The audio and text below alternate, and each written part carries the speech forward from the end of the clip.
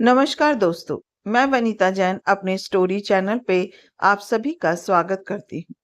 मेरी आज की कहानी में है मातृत्व का वंश। 40-42 साल की घरेलू स्त्री थी सुधा। भरा पूरा परिवार था, धन धान्य की कोई कमी नहीं थी।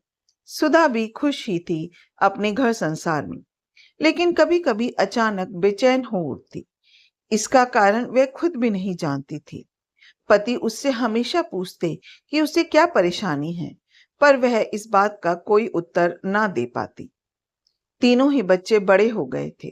सबसे बड़ा बेटा इंजीनियरिंग के तीसरे वर्ष में, मंझला पहले वर्ष में और छोटा 10वीं में था। तीनों ही किशोरावस्था में थे। अब उनके रुचि के विषय अपने पिता के विचारों से ज्यादा मेल खाते। वे ज्यादातर समय अपने पिता, टीवी और दोस्तों के साथ बिताते। सुधा चाहती थी कि उसके तीनों बेटे उसके साथ कुछ समय बिताए, पर उनकी रुचियां कुछ अलग थी। अब वे तीनों ही बच्चे नहीं रह गए थे। धीरे धीरे वे पुरुष बनते जा रहे थे।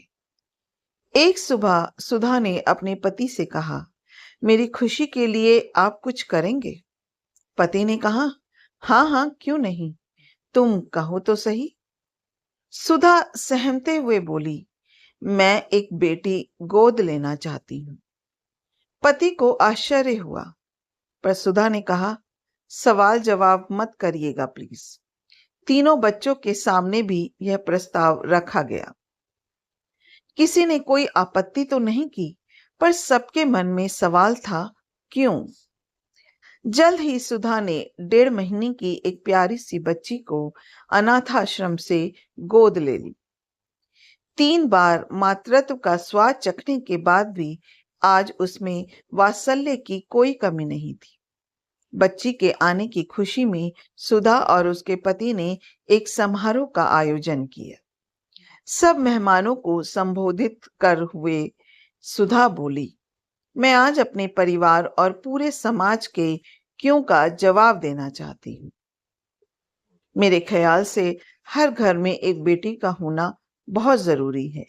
बेटी के प्रेम और अपनेपन की आर्द्रता ही घर के सभी लोगों को एक दूसरे से बांधे रखती है। 3 बेटे होने के बावजूद मैं संतुष्ट नहीं थी। मैं स्वयं की परछाई इनमें से किसी में नहीं ढूंढ पाती। बेटी शक्ति है, सृजन का स्रोत है। मुझे दुख ही नहीं, पीड़ा भी होती है जब मैं देखती हूँ कि किसी स्त्री ने अपने भ्रूण की हत्या बेटी होने के कारण कर दी। मैं समझती हूँ कि मेरे पति का वंश जरूर मेरे ये तीनों बेटे बढ़ाएंगे, पर मेरे मातृत्व का वंश तो एक बेटी ही बढ़ा सकती है। अपना कीमती समय देने के लिए दिल से शुक्रिया।